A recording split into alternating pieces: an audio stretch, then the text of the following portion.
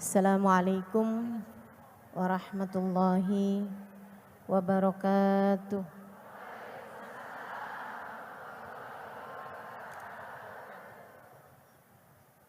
Alhamdulillah. Wassalatu wassalamu ala Rasulillah Muhammad ibn Abdillah wa ala alihi wa sahbihi wa man walah. Subhanaka la ilma lana illa ma 'allamtana innaka antal alimul hakim. Rabbi shrah li sadri wa yassir li amri wahlul 'uqdatan min lisani yafqahu qawli. Amma ba'du. Tema kita pada hari ini perempuan, hati dan akhlaknya. Perempuan antara hati dan akhlaknya. Perempuan, hati dan akhlaknya. Teman-teman sekalian, kita tentu tahu bahwasanya Allah Subhanahu wa taala telah menciptakan laki-laki dan perempuan. Dengan segala perbedaan-perbedaan yang sangat mencolok di antara keduanya. Baik secara fisik, perempuan tentu lebih lemah daripada laki-laki. Makanya Bu, nggak usah sok-sokan ngangkat galon. Nggak usah. Saya kuat kok Ustazah. Jangan. Sayangi dirimu, sayangi peranakanmu. Kadang sekarangnya nggak berasa, ntar kalau udah umur di atas 50-an tahun, tuh, jangan dah. Secara fisik kita sama laki-laki memang Allah Subhanahu wa taala ciptakan berbeda. Makanya aneh nih yang suka membicarakan tentang persamaan gender. Nah, enggak sama, gimana disama-samain ya? Enggak usah disama-samain. Kalau bicaranya tentang mengangkat harkat dan derajat kaum perempuan, enggak usah kamu repot-repot melakukannya. Allah pencipta kita sudah melakukannya. Tidak ada ajaran lebih memuliakan kita kaum perempuan dibandingkan syariat agama Islam yang telah Allah Subhanahu wa taala turunkan kepada baginda kita Nabi besar Muhammad. Karena kalau mau disama-samain, itu ibu-ibu sekalian emang beda. Memang beda. Laki-laki tuh banyak pakai otak. Bukan berarti perempuan gak cerdas. Tapi laki-laki banyak pakai otak, sementara perempuan banyak pakai perasaan. Udah deh, mau siapa. Emang dasarnya perempuan Bu, bawaan baper aja. Makanya perempuan tuh gak boleh jadi hakim. Kenapa gitu? Khawatir menghukumi didasari dengan perasaan. Ya, rasa iba, rasa kesian, mukanya cakep, hukum bisa beda. Mukanya nih kayaknya nyebelin, nah itu hukum bisa beda tuh. Kalau jatuhnya sama perempuan. Belum lagi kalau perempuannya lagi PMS. Dia jalan bawa mobil aja tiangnya yang minggir.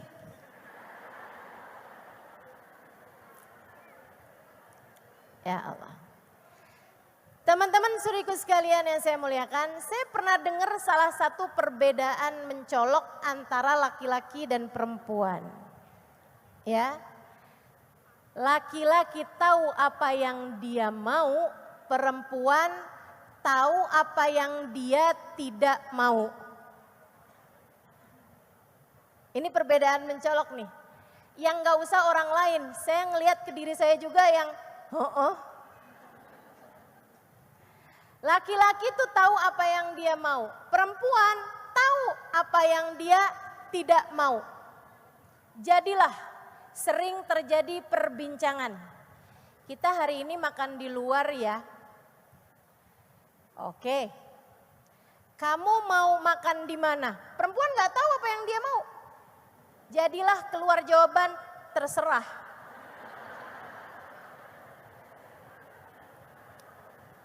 Kalau gitu kita makan di restoran Padang ya. Perempuan tahu apa yang dia tidak mau. Karenanya dia bilang, jangan Padang dong.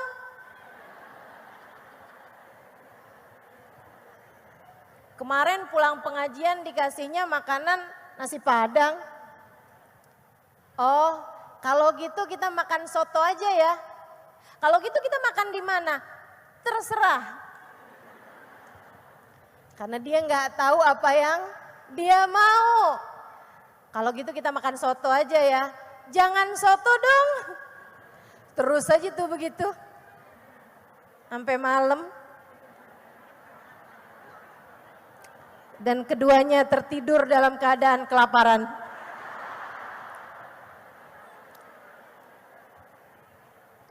Ya Allah. Meskipun jawaban terserah perempuan-perempuan zaman sekarang banyak ganti. Kalau suaminya nanya, kita makan di mana nih? Perempuan sekarang banyak jawabnya gini, kamu nanya.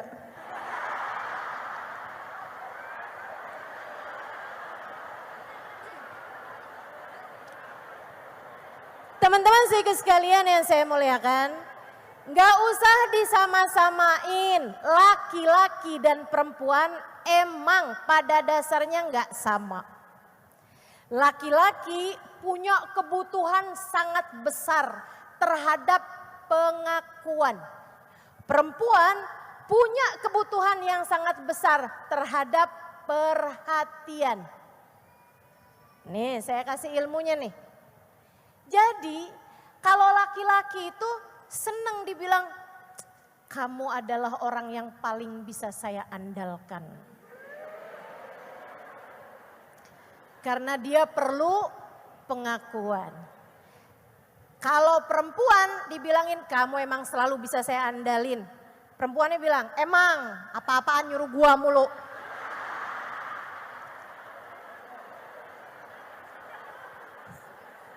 Betul begitu.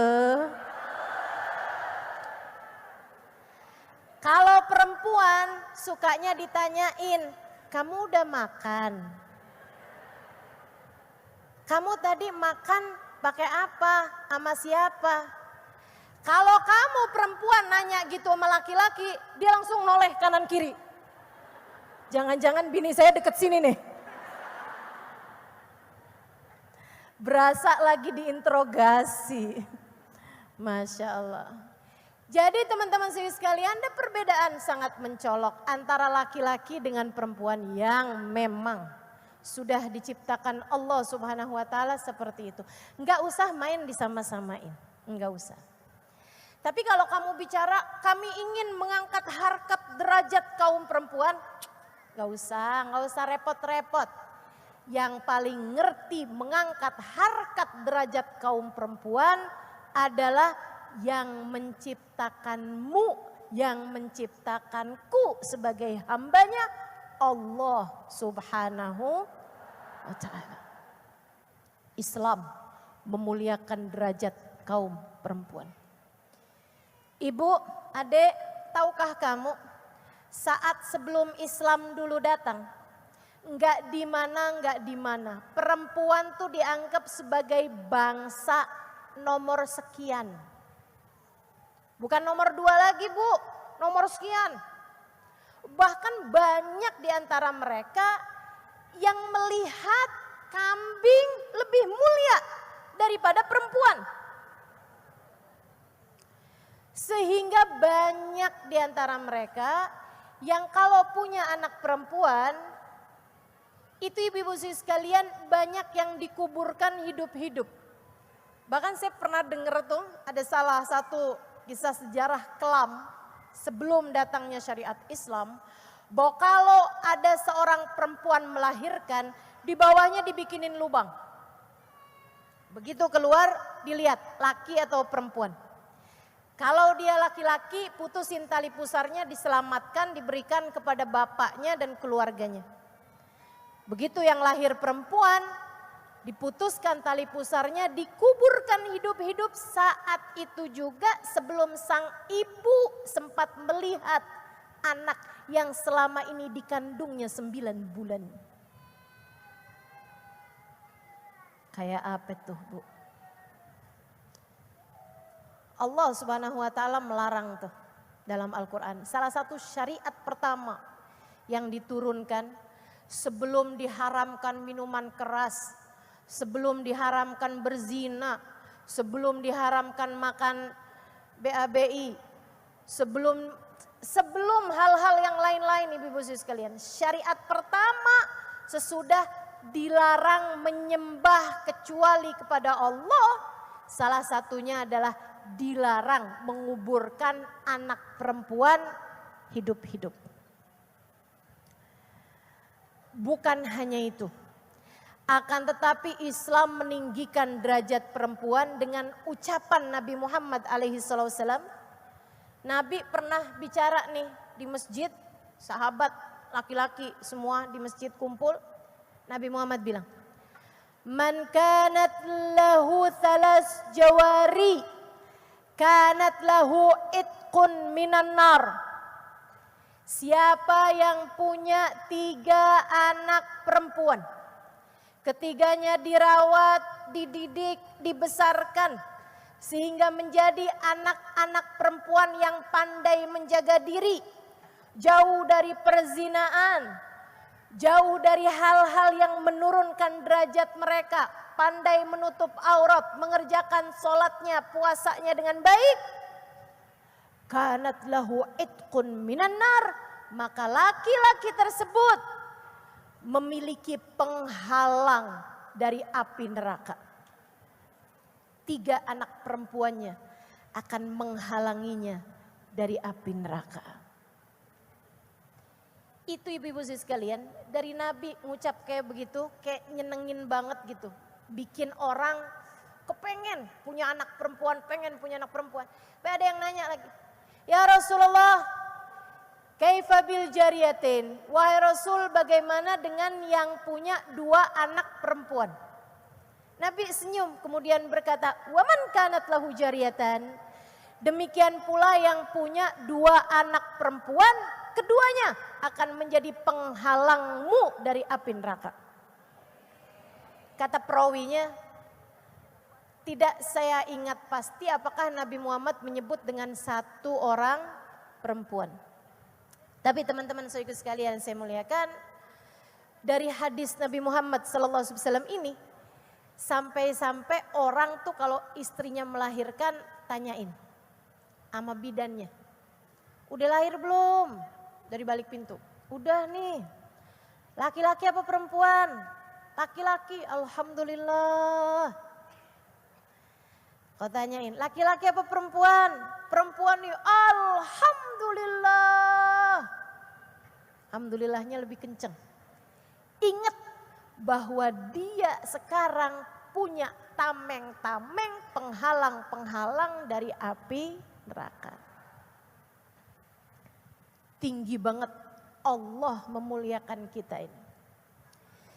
Kalau jadi anak, kamu adalah bidadari kecil orang tuamu yang akan menggandeng orang tuamu nantinya menuju surga Allah Subhanahu wa taala, terselamatkan dari api neraka. Kalau jadi istri, ibu-ibu sekalian, saya tuh suka denger gitu, ada istilah begini nih. Istri adalah makmum bagi suaminya. Itu saya dengar di Indonesia. Kamu lagi nyari apaan sih? Sering banget pergi ke masjid. Saya ini ustazah rajin pergi ke masjid karena saya sedang mencari imam.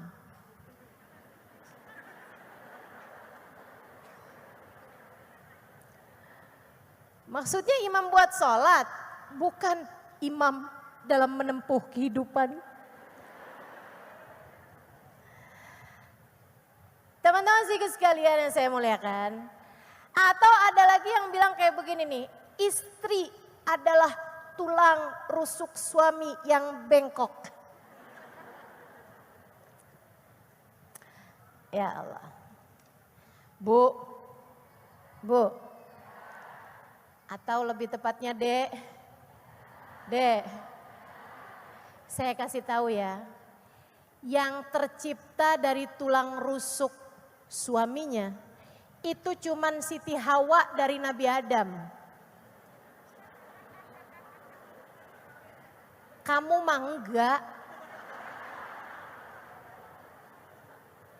Yang tercipta dari tulang rusuk suaminya sekali lagi itu Siti Hawa dari Nabi Adam.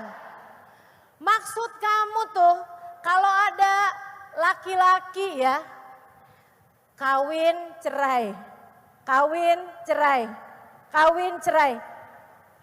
berkali-kali gitu, berbelas-belas kali, yang nggak punya tulang rusuk.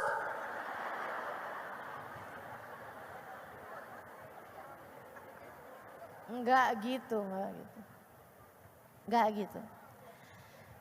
Atau istri sebagai makmum suaminya, artinya berdiri di belakang. Ini istilah ini nih, saya sering dengar justru di Indonesia dan justru bukan di kalangan-kalangan pesantren. Gitu kan?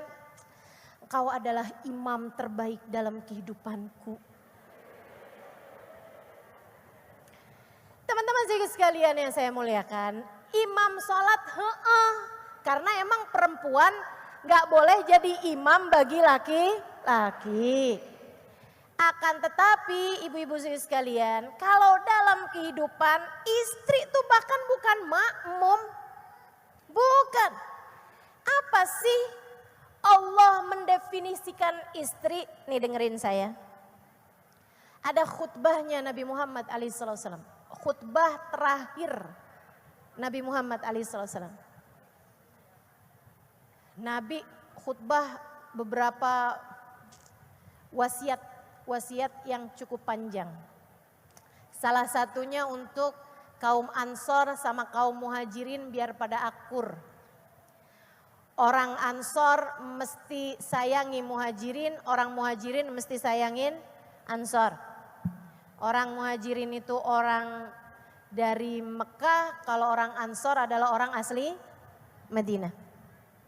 Salah satu pesannya Nabi Muhammad yang paling terkenal dari khutbah terakhirnya Nabi Muhammad adalah tentang sholat.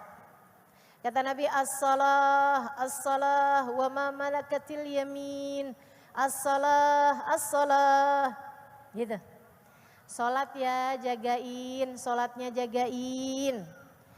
Demikian pula orang-orang yang kalian tanggung nafkahnya, anak, budak dan seterusnya yang tinggal bersamamu di rumah, jagain sholat mereka, jangan sampai ada orang di rumahmu gak sholat. Tuh Nabi kasih perintah. Kemudian salah satu dari pesan Nabi Muhammad pada khutbah terakhir beliau begini nih. Ya ayyuhan nas, usikum bin nisa'i khaira, fa innahunna awanun lakum fi umuri dinikum wa dunyakum. Kata Nabi gitu. Ya ayyuhan nas, wahai sekalian manusia. Ini semua yang dengerin saya. Usikum bin nisa'i khaira, kalian semua kaum laki-laki yang baik-baik sama perempuan. Kalian semua kaum laki-laki yang baik-baik sama istri kalian. Ya Allah, saya sih waktu dengernya ngerasa banget kalau kita nih disayang-sayang sama Nabi Muhammad. Nabi sampai pesan sama laki kita, sama suami kita, biar baik-baik sama kita, kurang GR apa kita? Masya Allah, Masya Allah. Usikum bin nisa'i khaira, kata Nabi gitu, yang baik-baik kalian sama istri kalian. Fa innahunna awanun lakum fi umuri dinikum wa dunyakum. Karena sesungguhnya istri kalian adalah partner kalian, kawan kalian, rekan kalian. Kalian berkolaborasi dengannya. Fi umuri dinikum, dalam urusan dunia kalian dan dalam urusan agama kalian. Umuri dinikum wa dunyakum. Urusan agama mau urusan agama, suami istri itu seharusnya bekerja sama. Bukan makmum, sebab makmum berdirinya di belakang. Tentu bukan imam, sebagaimana yang kita tahu. Akan tetapi sama Nabi Muhammad kita dibilangin, enggak, kamu enggak harus di belakang kok, kamu bukan di belakang. Terus di mana Rasul? Sini. Kamu adalah seseorang yang berdiri di samping suamimu, sebab kamu adalah partnernya untuk urusan agama dan untuk urusan dunia. Partner, kamu bukan makmum, kamu bukan imam juga. Laki gue nih gak nurut sama gue, ya emang gak mestinya nurut ya. Gak mestinya nurut. Orang dia bukan makmum kamu kok. Yang mesti nurut itu adalah istri katanya. Istri itu diajakin diskusi. Istri itu diajakin ngobrol. Apalagi mengingat yang namanya istri tuh kuota ngomongnya tuh banyak. 21.000 kata per hari. Di saat laki-laki hanya sekitar 9.000 kata per hari. Jadi perempuan tuh hampir 3 kali lipatnya suami kata-katanya. Dalam hal ini suami saya beruntung nih. Karena saya sudah menghabiskan kuota bicara saya di majelis. Sehingga ketika pulang saya sudah kehabisan kata-kata. Yang kesian nih suami-suamimu nih. Begitu pulang kepengen cerita aja. Tadi tuh Ustazah Halimah kasih tahu. Kamu tuh sebagai suami gak boleh jadiin saya ada di belakangmu. Kata Ustazah Halimah tuh tadi. Katanya Nabi Muhammad tuh bilangin saya partner kamu loh. Suaminya yang gak lama.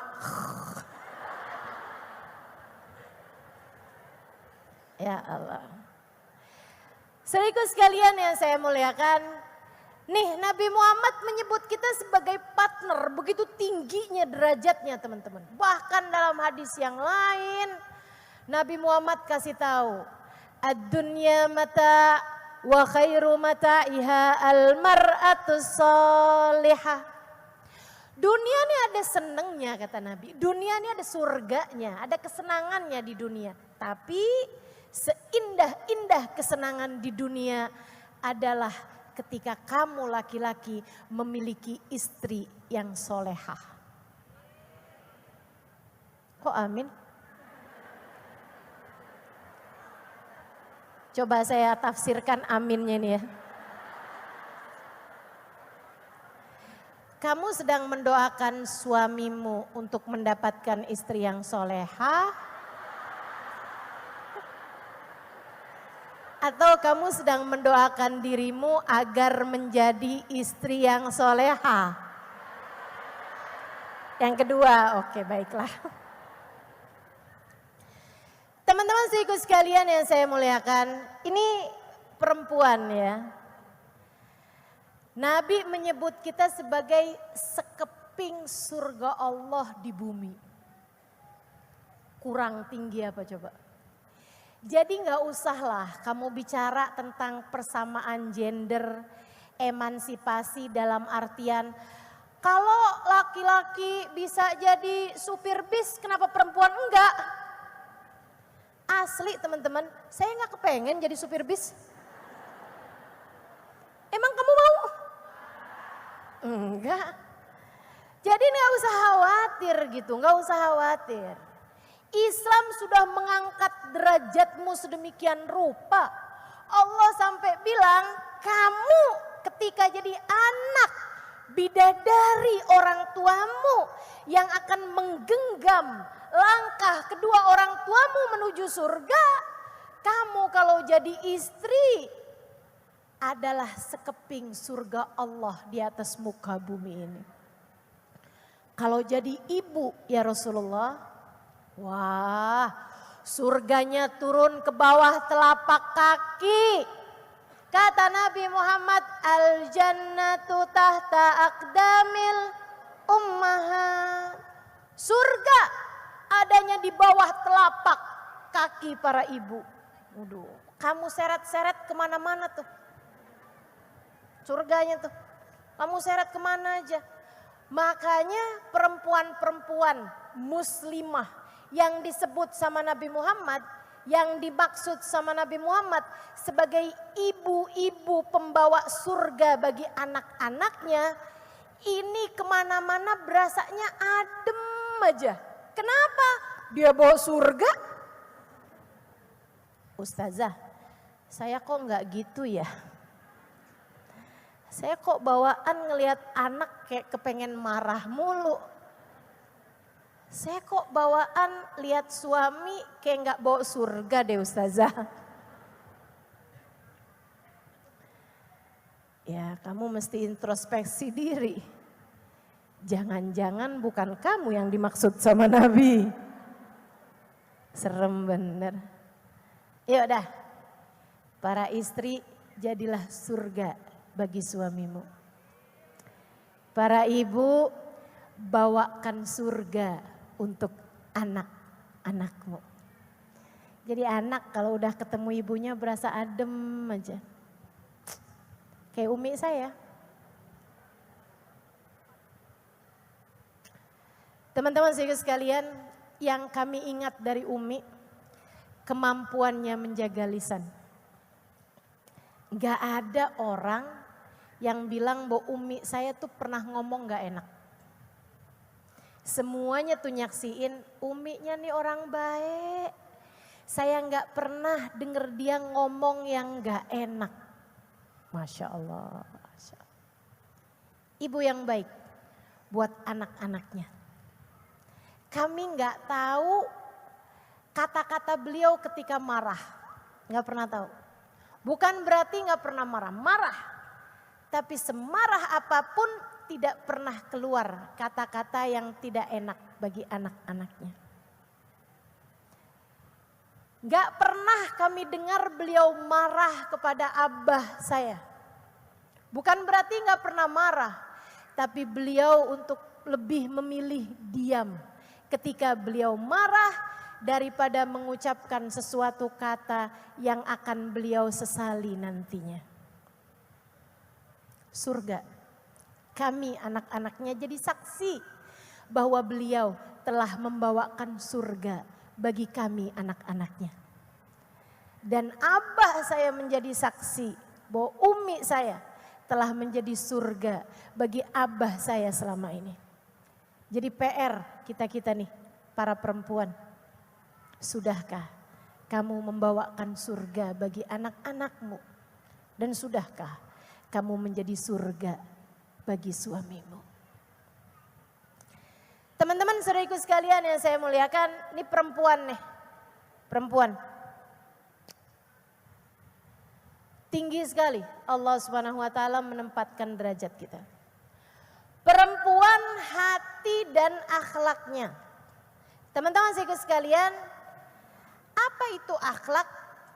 Akhlak itu tuh kayak tuangan dari apa yang ada di dalam hati. Perwujudan apa yang ada dalam hati itu adalah akhlak.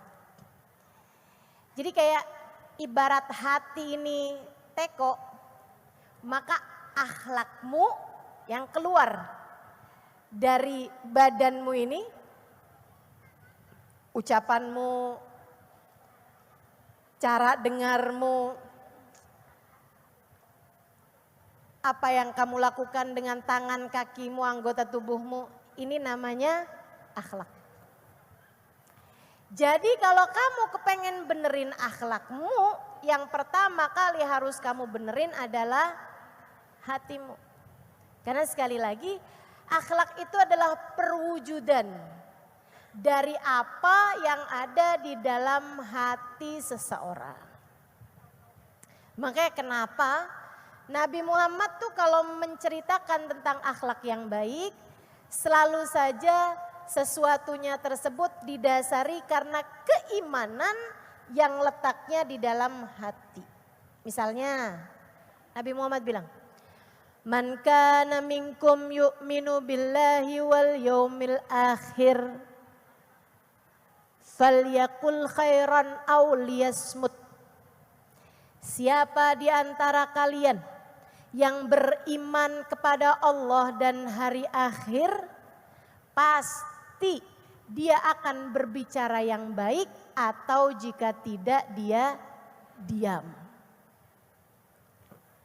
Teman-teman sekalian, Nabi menyebutkan tentang akhlak yang mulia berupa tidak bicara kecuali kalimat yang baik. Ini kan namanya akhlak. Tapi Nabi menyebutkan kaitannya akhlak ini dengan siapa yang beriman kepada Allah dan hari akhir. Iman tuh tempatnya di mana? Di hati. Jadi itu yang namanya lisan, ya. Demikian pula anggota tubuh yang lain adalah perwujudan dari apa yang ada di dalam hati. Makanya orang, siapa yang hatinya baik, pasti anggota tubuhnya ini bakal ngerjain kebaikan. Dan siapa yang hatinya busuk, yang keluar juga kebusukan. Makanya gak bisa tuh ada orang ngomong kayak begini, gua mah yang kasar kata-katanya doang, hati gua melembut.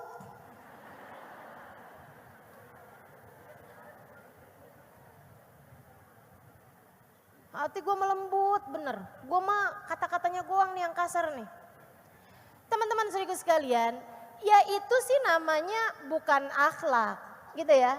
Kalau kata-kata kasar ya artinya di dalamnya juga kasar. Hatinya juga nggak baik gitu kalau sampai kata-katanya kasar. Saudaraku sekalian saya muliakan. Nah kalau orang sih ngaku-ngaku kayak begitu ya banyak aja Bu. Saya ingat pernah baca sejarah seorang kriminal paling jahat se-Amerika yang sampai cari-cari polisi nggak bisa-bisa sampai akhirnya dibombardir, ketahuan ketemu di tempat perempuannya, tempat pacarnya, itu dibombardir sampai berapa puluh polisi, sampai akhirnya di badan dia itu ditemukan sekian belas apa puluh gitu peluru ketika matinya. Kriminal paling dicari, saya nggak ingat namanya karena mohon maaf, nama-namanya orang kayak begitu saya merasa nggak perlu juga saya hafal gitu, nggak bisa saya tawasulin. Yang saya mau ceritakan, ketika kemudian jenazahnya nih diangkat untuk dibawa pakai ambulan gitu ya, diotopsi. Itu teman-teman saya sekalian ditemukan ada satu lembar kertas di dalam bajunya. Isinya di balik baju ini, artinya di dalamnya terdapat hati yang tidak tega menyakiti siapapun. Dia adalah orang yang beberapa jam sebelumnya dia ditangkap sama polisi, polisi nanyain apa, dan waktu polisi itu lagi ngambil kertas gitu ya, dia kemudian tembak orang tersebut dan dia lihat ada orang-orang di sekelilingnya yang ngelihat dia nembak polisi, ditembak juga sekalian, der, mati. Dia bilang di balik baju ini terdapat hati yang tidak tega menyakiti siapapun. Kalau ngaku-ngaku mah semua orang juga bisa. Akan tetapi yang namanya akhlak adalah apa yang keluar dari hatimu. Kalau di dalamnya isinya susu, keluarnya nggak bakalan kopi. Kalau dalamnya oli, keluarnya nggak bakalan kopi. Gitu teman-teman, itu sesuatu yang udah pasti. Makanya kamu mau ngebenerin akhlak, benerin dulu hatimu. Hati dibenerin gimana caranya nih Ustazah? Nih saya kasih tahu. Hati itu menerima 3 jenis bisikan. Atau bolehlah dibilang 4 bisikan. Ya, 2 bisikan baik, 2 bisikan nggak baik. Bisikan buruk.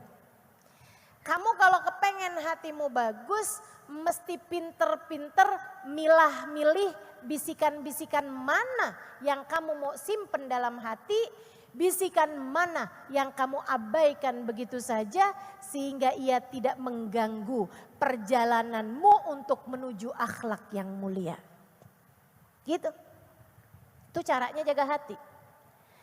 Bisikan yang baik datang satu dari Allah Subhanahu wa taala, meskipun jarang nih Allah langsung ngebisikin hati manusia, kecuali hati para nabi, para wali, orang-orang yang punya nilai di sisi Allah Subhanahu wa taala. Yang kedua bisikan baik, yang kamu, kita, saya semua nih, kamu, saya, kita semua, ini pasti dibisikin dengan bisikan yang baik nih dari sini nih, yaitu dari malaikat. Nama bisikannya ilham, pembisiknya namanya mulhim. Demikian yang diceritakan oleh Imam Ghazali dalam kitab Minhajul Abidin. Teman-teman saya sekalian, semua anak lahir itu Allah langsung kasih malaikat pembisik kebaikannya. Sebagaimana Allah juga langsung kasih pembisik-pembisik buruknya. Ya. Pembisik baiknya seperti yang tadi saya sampaikan. Dari malaikat. Nama malaikatnya. Halo? Nama malaikatnya? Udah lupa lagi. Nama malaikatnya mulhim. Bisikannya namanya ilham. Jadi nggak bisa bilang, aduh saya dapat ilham nih. Itu teman-teman saya sekalian, semua orang juga dapat ilham. Dari sejak kamu bangun tidur juga dapat ilham. Ayo buruan sholat. Nah itu kan dapat ilham. Tapi kan nggak ada di antara kita, saya tadi pagi-pagi dapat ilham. Ilham apaan? Buat saya sholat subuh. Semua orang juga begitu. Tapi itu memang namanya ilham bisikannya, kemudian orangnya namanya, malaikatnya namanya mulhim.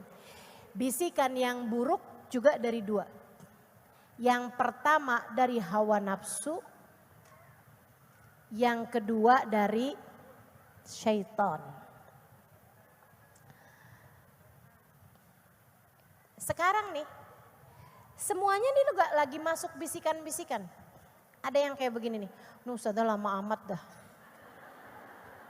Saya udah lapar loh ini padahal. Kapan ya kira-kira keluarnya ya?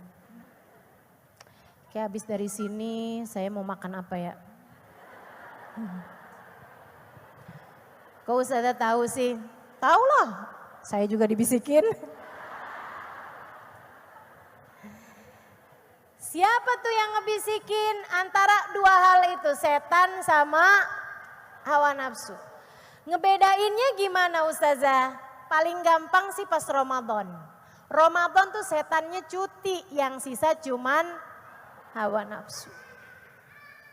Kamu kalau Ramadan tuh bangun tidur aja udah kepikiran bukanya mau makan apaan.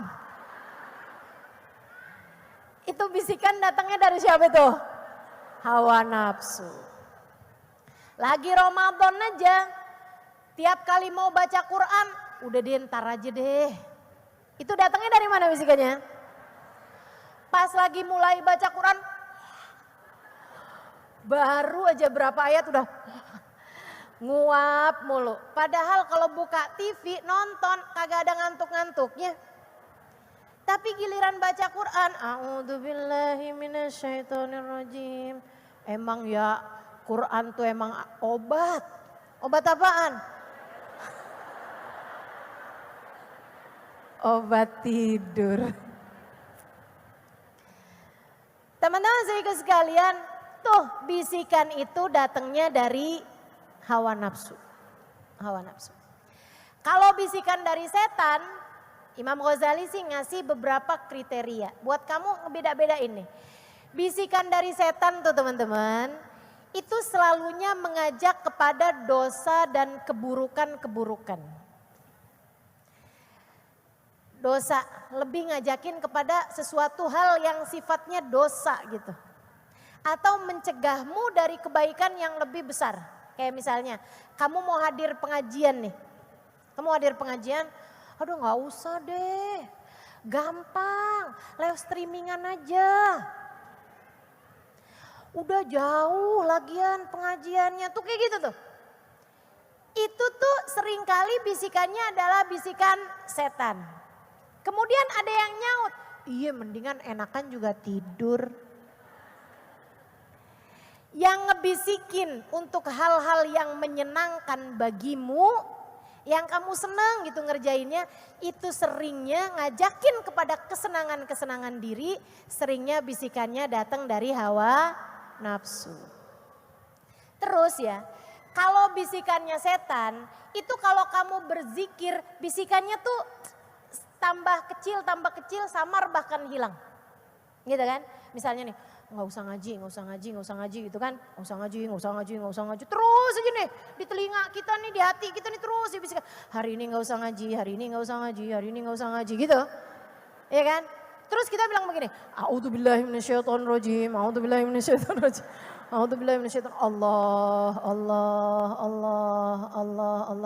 Iya deh ngaji aja deh. Itu berarti bisikannya dari setan.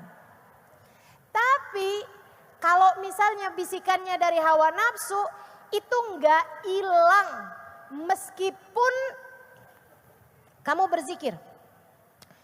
Pengen beli tas yang itu. A'udzubillahi minasyaitonirrajim. Allah. La ilaha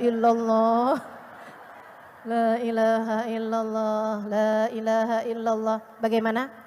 Tetap mau beli tas yang itu. Ya Allah. Itu namanya bisikan dari hawa nafsu. Kedua-duanya katanya Sahibul Burdah, wan nafas wasyaiton wa'sihima wa in huma mahadakan nusha fattahimi. Nafsu sama setan, biar kata kelihatannya kayak ngasih nasihat, kamu tetap harus curigai karena selama ini mereka tidak pernah mengajak kecuali kepada keburukan. Buruk tuh. Teman-teman sekalian saya muliakan, lebih kelihatan lagi pas tahajud tuh, pas bangun tahajud. Jam berapa sih ini lihatnya? Jam 3 ya ampun ngantuk banget. Udah gak usah tahajud. A'udzubillahi minasyaitonirrajim. Malah ketiduran. Tingkah siapa tuh yang begitu? Masya Allah. Itu berarti dari siapa tuh Ustazah? Kolaborasi. Ada yang kolab di hati kita ya. Antara setan sama hawa nafsu. Tuh teman-teman saya sekalian. Keduanya tuh kita mesti belajar buat mulai menguranginya. Caranya gimana Ustazah? Caranya dengan kamu lebih peduli sama bisikan-bisikan yang baik dan dengan selalu berzikir sama yang ketiganya dengan selalu mohon petunjuk kepada Allah. Tuh tiga itu. Ya, kalau kepengen bisa menang, ngadepin bisikan-bisikan buruk. Biar hati kamu tuh jadinya yang masuk cuman yang baik-baik. Kalau hati yang masuk yang baik-baik, semuanya yang keluar jadinya kebaikan. Apa aja tadi? Yang pertama, tepiskan bisikan buruk, dengerin bisikan baik. Jangan ngaji, jangan ngaji. Setan nih, setan. Bagaimana menurutmu Mulhim? Ngaji aja. Tapi kan bisa live streaming. Kata siapa itu? Kata setan. Katanya si Mulhim, oh ya setannya nih namanya wiswas, bisikannya namanya waswas. Beneran saya nggak lagi bercanda. Ini yang Allah maksudkan dalam Al-Quran surat An-Nas. A'udzubillahi minasyaitonirrajim. Bismillahirrahmanirrahim. Qul a'udzu birabbin nas, malikin nas, ilahin nas, min syarril. Tuh Allah lagi nyebutin nama setan yang suka ngebisik-bisikin hati kamu. Min syarril waswas nama setannya, bisikannya namanya wiswas. Teman-teman sekalian, kata Allah, katakanlah wahai Muhammad, aku berlindung dengan Tuhannya manusia, pemelihara manusia, pemilik manusia, dari kejahatan setan yang selalu membisiki. Lihat aja di tafsirnya. Min syarril waswas, dari kejahatan setan yang selalu membisiki. Ini setan bagian bisik-bisik. Setan yang lain-lain ada lagi. Setan yang bikin kamu marah-marah mulu sama suami itu ada lagi tuh. Setan yang bawaan kalau ngelihat laki-laki yang lain kayak bawaan lebih ganteng aja dari laki kita. Ada lagi tuh setannya tuh. Saya sekarang lagi nggak hafal nama-namanya. Tapi ada masing-masing setan-setannya. Yang suka bikin kita jadi berantakan ketika kita lagi sholat. Tuh ada lagi tuh. Ya kan, nginget-ngingetin kita sama apa yang kita lupa. Nyari kunci, ngubek gak ketemu. Giliran Allahu Akbar. Astagfirullah di atas lemari. Tuh, namanya hunzub. Nah, kalau yang ini saya inget nih. Teman-teman sekalian yang saya muliakan, ini ya Allah bilang min syarril waswas al khannas. Dari kejahatan setan yang selalu membisiki, tapi dia khannas, suka ngumpet, suka sembunyi. Lihat aja tafsirnya. Kalau nggak percaya, ya percayalah sama saya. Saya belajar lama kok. Teman-teman sekalian, apa maksudnya ngumpet? Katanya ahli tafsir mengatakan, idza dzakarallah khanas wa idza ghafil anillah wiswas. Apabila dia orangnya yang punya hati nih lagi ingat sama Allah, dia sembunyi. Kalau kita lagi lupa sama Allah, dia mencengkeram dan membisik-bisiki. Kerjaannya sih waswas. Min syarril waswasil khannas alladzi fi sudurin nas, yang membisik-bisiki hati manusia. Minal jinnati. Setan yang ini nih terdiri dari dua kelompok. Ada kelompok bangsa jin, memang asalnya setan tuh dari bangsa jin. Jadinya dia tuh bisa masuk gitu ke dalam hati tuh, bisa ngebisik-bisikin gitu. Teman-teman sekalian, ini setan dari minal jinnah. Nah kadang-kadang kalau dia putus asa ngebisikin kita, langsung ke dalam hati kita, dia ngebisikin orang yang ada di sekeliling kita, sehingga kita kemudian diracunin sama orang diracunin sama setan dari golongan manusia. Ini repot nih. Nggak bisa kita bacain ayat kursi. Udah pasti nih, saya mau pergi ngaji. Dapat telepon dari temennya. Anterin gue dong. Gue mau nge-mall nih, ada yang mesti gue belanjain. Kita bilang enggak, gue mau ngaji. Ya Allah. Ayo dong, temenin. Emang mau ngaji di mana sih? Di Islamic Center, Mustafa Halimah. Mustafa Halimah jadwalnya banyak. Enggak dapat di Islamic Center, besokannya juga ada tempat lain. Udah nggak usah sekarang. Kita tahu nih jangan-jangan setan yang ada di kita yang ngebisikin dia nih. A'udzubillahi minasyaitonirrajim. Allahu la ilaha illa huwal hayyul qayyum. La ta'khudhu sinatu wa la naum. Apaan sih gitu ntar? Nggak kena. Nih teman-teman sekalian, setan ya. Bisikan kalau dari setan itu kayak gitu tuh. Caranya adalah dengan satu, ingat sama Allah. Kita nggak dengerin, ini yang pertama ya. Yang pertama alihkan, kamu jangan peduli sama bisikannya. Dihilangin aja. Termasuk juga dari hawa nafsu juga gitu. Alihkan ya, alihkan. Maksudnya nggak usah kamu pikirin terus gitu. Nggak usah puasa nih dari bangun tidur yang dipikirin enaknya makan apa nih ya. Pesan di mana nih ya? Sepanjang hari ngeliatin GoFood mulu. Ada yang kerjaannya begitu? Mana orangnya? Dialihkan teman-teman, jangan diikutin. Waksihima, durhakailah bisikan-bisikan setan. Itu, kalau kamu pengen punya hati yang baik, jadi perempuan yang solehah, tiap kali datang bisikan-bisikan yang buruk, tinggalkan, jangan dengerin, cuekin. Tuh orang kenapa gitu ya, astagfirullah. Saya nggak mau dengerin. Gitu. Barangkali dia punya kebaikan-kebaikan yang kamu nggak tahu, diem. Gitu. Jangan dengerin. Saya mau sholat duha nih, entar aja deh. Gitu. Jangan sekarang duhanya, entar aja, waktunya duha kan masih panjang. Sampai duhur kata ustazah.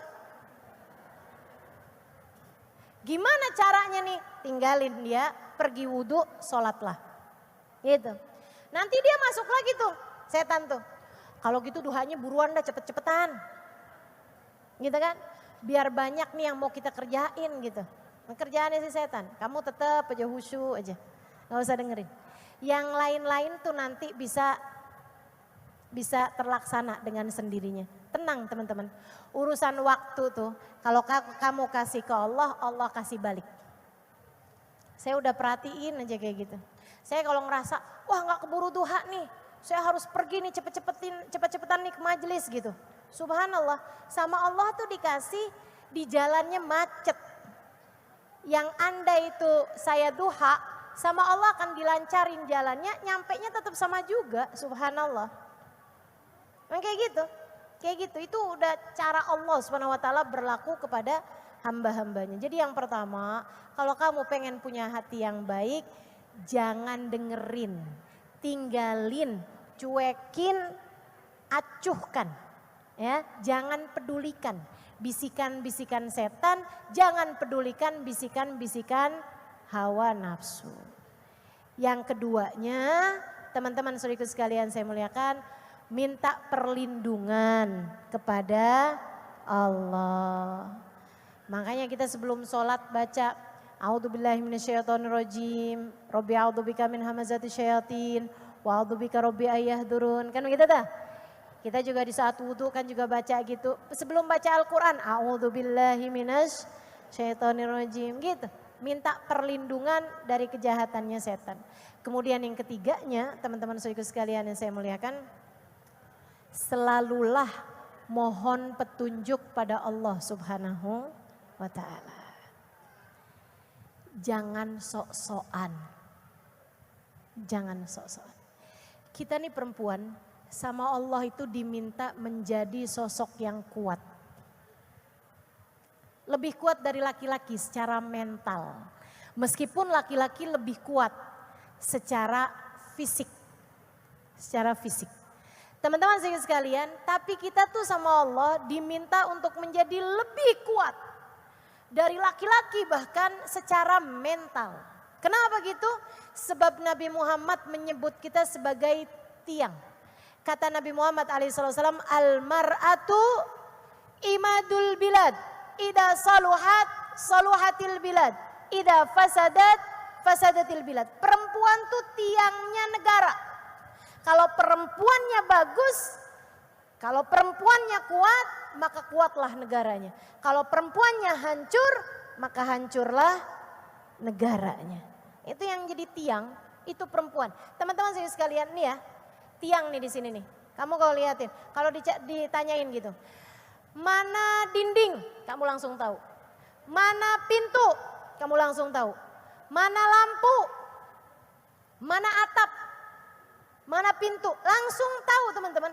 Tapi kalau dibilangin mana tiang, kayaknya di situ deh. Kayaknya di situ, di situ, situ, situ, situ, situ, situ, situ. Gitu. Enggak ketahuan tiang itu. Kan begitu ya? Enggak harus bagus, teman-teman. Tiang tuh enggak harus cantik. Makanya saya bolak-balik bilang, kamu sebagai perempuan enggak harus cantik untuk dicintai. Justru sebaliknya, kalau kamu pengen dicintai, salah. Kalau kamu dicintai, kamu terlihat cantik di hadapan pecintamu. Tiang itu perlunya kuat. Betul? Tiang perlunya kuat. Nih, tembok bikinnya dari apa dah? Pasir batu bata. Kan gitu ya? Pintu bikinnya dari kayu. Kayu sama batu bata kuatan mana? Enggak tahu dah tuh saya. Tapi teman-teman sekalian, tiang dibuatnya dari apa? Beton. Beton itu besi sama batu sama semen. Teman-teman sekalian, antara beton sama bata sama kayu, mana yang paling kuat? Allah bilang lewat lisan Nabi Muhammad dalam hadisnya, kamu betonnya. Dalam rumah tangga tuh kamu betonnya teman-teman. Bahkan bukan hanya dalam rumah tangga, bilad kata Nabi Muhammad, satu negara. Satu negara itu, ini nasibnya Indonesia nih, bukan tergantung sama gimana pejabat-pejabatnya. Akan tetapi tergantung dari bagaimana perempuannya. Demikian pula dengan rumahmu dalam skala negara yang paling kecil, rumahmu tuh, itu gak bergantung sama ayah, gak bergantung sama anak, akan tetapi bergantung sama perempuannya, sama ibunya yang ada di situ tuh. Makanya sebagai tiang tuh kamu harus kuat. Maksudnya kuat gimana Ustazah? Ya ampun, hati saya nih kecil dan hati saya ini lemah banget gitu, rapuh, rentan. Gimana caranya nih buat kuat? Teman-teman sekalian, kita semua sama Allah tercipta lemah. Yang kuat hanya satu, namanya Allah. Semua makhluk tercipta lemah kecuali yang dikuatkan oleh Allah. Maka saudariku sekalian yang saya muliakan, kalau kamu pengen jadi perempuan yang kuat, dengerin saya baik-baik. Kalau kamu pengen jadi perempuan yang kuat, kalau kamu pengen jadi perempuan yang kuat, hingga mampu menopang anak-anakmu, hingga mampu menjadi sandaran suamimu, hingga mampu menjadi sandaran dalam rumah tanggamu, Kalau kamu pengen jadi perempuan yang kuat, yang santai, yang rileks, sandarannya kepada Allah, maka kamu tidak akan pernah tertumbangkan. Maka kamu tidak akan pernah roboh. Maka kamu tidak akan pernah jatuh apalagi hancur berkeping-keping selagi sandaranmu kepada Allah. Yang bagus hubungannya sama Allah, kamu akan kuat. Tapi kalau kamu mengandalkan harta, kalau kamu mengandalkan rupa, kalau kamu mengandalkan ilmu, bahkan kamu mengandalkan ibadahmu yang tidak seberapa itu, kamu hanya akan jatuh lagi dan lagi. Jadi sandarannya mesti sama yang kuat. Sandarannya sama Allah. Gimana caranya sandaran sama Allah? Dalam segala sesuatu kamu harus ingat. Inna lillahi wa inna ilaihi raji'un.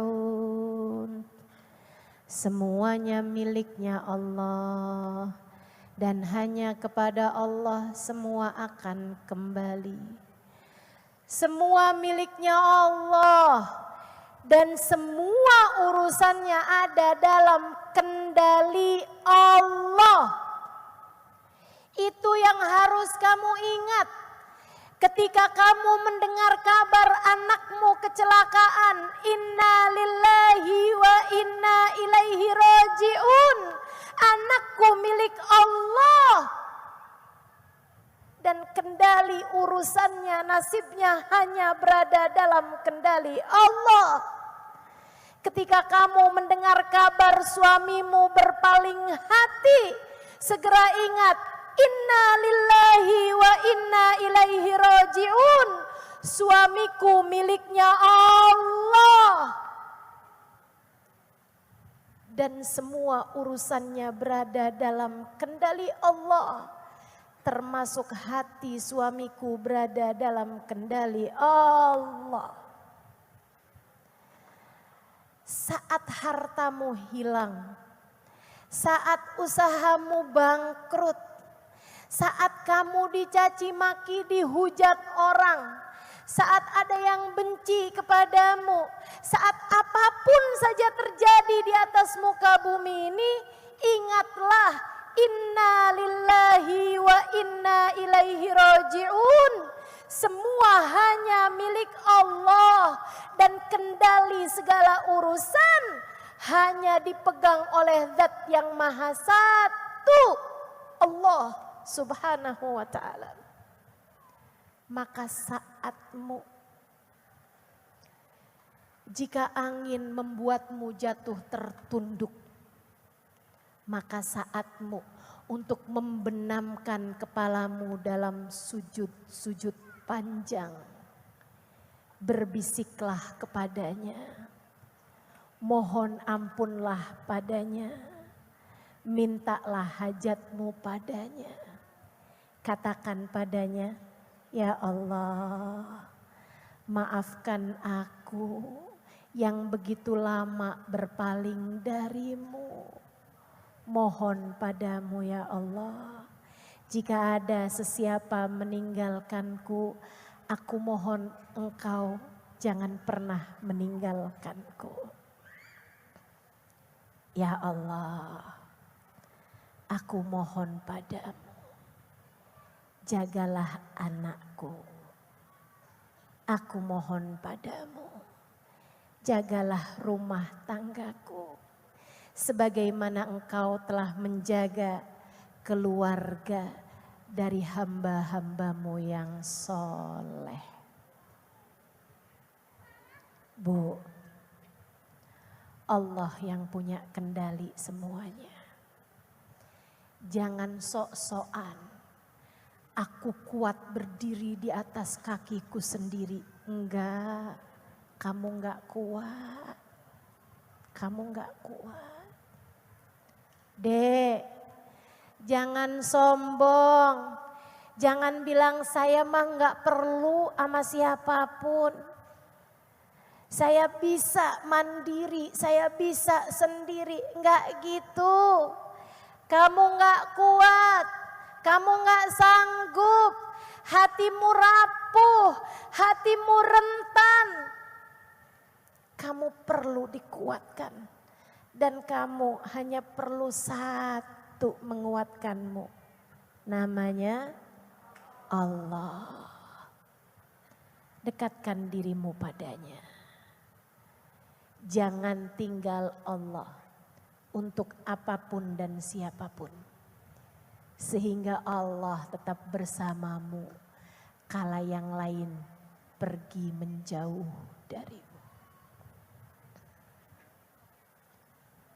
Bersandarlah kepada Allah. Kamu kuat teman-teman.